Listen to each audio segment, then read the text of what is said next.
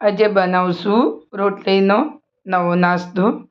તો એના માટે આપણે રાતની રોટલી છે કે સવારે બનાવવાની હોય તો સાંજની રોટલી હોય, સાંજની હોય તો સવારની, તમે તાજી રોટલી પણ બનાવી શકો છો.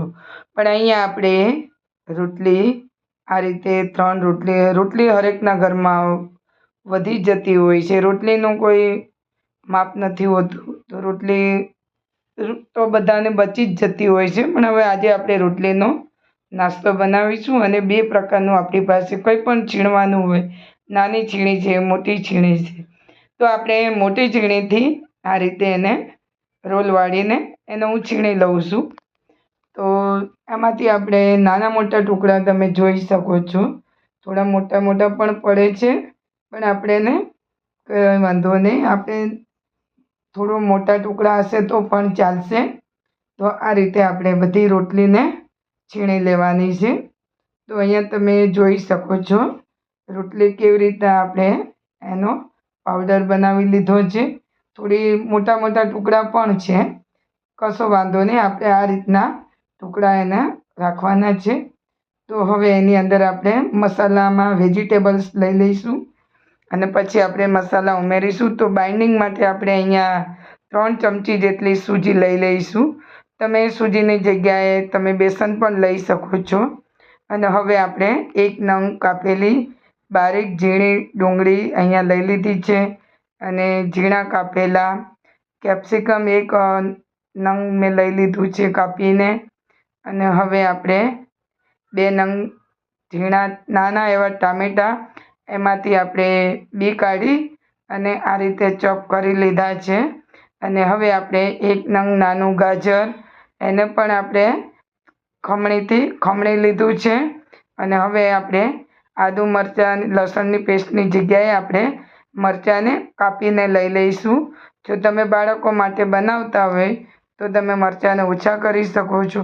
અને હવે આપણે સૂકા મસાલામાં શેકેલા જીરાનો પાવડર, થોડી હળદર, થોડું ધાણા પાવડર અને હવે આપણે એમાં થોડું જીરું આખું ઉમેરીશું, એટલે ટેસ્ટ તો એટલો સરસ આવે. તો હવે આપણે સ્વાદ અનુસાર મીઠું ઉમેરી દઈશું. તો આ રીતે હવે બધું આપણે વેજીટેબલ અને રોટલીના ભૂકામાં આ રીતે આપણે એને, તો વેજીટેબલમાં પાણી હોય છે અને જો તમને વધુ પડતું ડ્રાય લાગતું હોય તો તમે 1 ચમચી દહીંની ઉમેરી શકો છો. પણ અહીંયા આપણે બિલકુલ પાણીની જરૂર નથી પડી. તો આ રીતે તો આજે આપણે બનાવીશું વધેલી રોટલીની કટલેસ. તો આ રીતે તમે એને ટિક્કી પણ કહી શકો છો, પણ આ રીતે આપણે વધેલી રોટલીની કટલેસ બનાવીશું.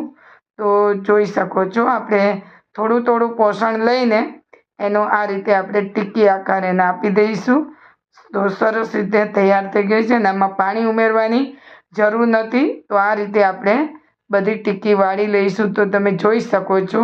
તો અહીંયા આપણે થાળમાં લઈ લઈશું અને આ રીતે આપણે બધી વાળી લેવાની છે.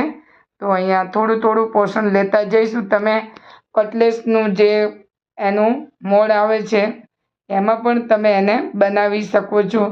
તો હવે અહીંયા હું હાથેથી એને આ રીતે રાઉન્ડ કરી અને ગોલ બનાવી દઉં છું. તો આ રીતે આપણે ટિક્કી આજે વધેલી રોટલીની કટલેસ તો છે ને મિત્રો, એકદમ સરસ નાસ્તો. તો હવે આપણે આ રીતે બધા જ વાળી લઈશું અને તેલ ગરમ કરવા મૂકી દીધું છે. એટલે તેલ પણ આપણું હલકું એવું ગરમ થાય, બહુ ગરમ નથી કરવાનું. અને હવે આપણું તેલ ગરમ કરવા મૂકી દીધું હતું. તો તેલ પણ આપણું ગરમ થવા આવ્યું છે હલકું એવું. અને હવે આપણે એમાં ટિક્કીને મૂકી દઈશું કટલેસ. તો આ રીતે તમે જોઈ શકો છો મિત્રો, સરસ રીતે આપણી કટલેસ આ રીતે એને બધી જ આપણે ગરમ તેલ તમે આપણે હલકું એવું ગરમ કરવા દેવાનું છે અને ધીમા તાપે આપણે શેકીશું. અને હવે ઉલટ પુલટ કરતા આ રીતે જોઈ શકો છો. તો બંને સાઈડ આપણે એનો હલકી રીતે ફ્રાય થઈ જાય પછી આપણે એને ઉતારી લઈશું.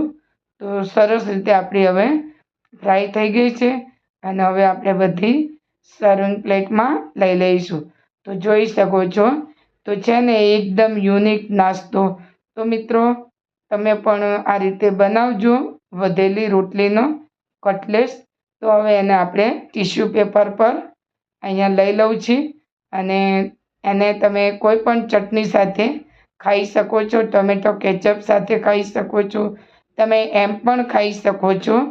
તો છે ને મિત્રો વધેલી રોટલીની કટલેસ તો હવે આપણે બધી જ સર્વિંગ પ્લેટમાં લઈ લીધી છે અને તૈયાર છે આપણી કટલેસ. તો તમને જોઈ શકો છો તો કેટલી સરસ લાગે છે, ખાવામાં તો ખૂબ જ ટેસ્ટી છે, વેજીટેબલથી ભરપૂર છે. તો મિત્રો જો તમને આ રેસીપી પસંદ આવી હોય તો વધુમાં વધુ શેર કરજો, લાઈક કરજો અને મિત્રો ચેનલ પર નવા આવ્યા હો તો સબસ્ક્રાઈબ કરવાનું ભૂલતા નહીં. તો મિત્રો આજે આપણે બનાવી છે વધેલી રોટલીની કટલેસ. તો મિત્રો બનાવજો તમે પણ અને તમારા ફ્રેન્ડ સર્કલમાં શેર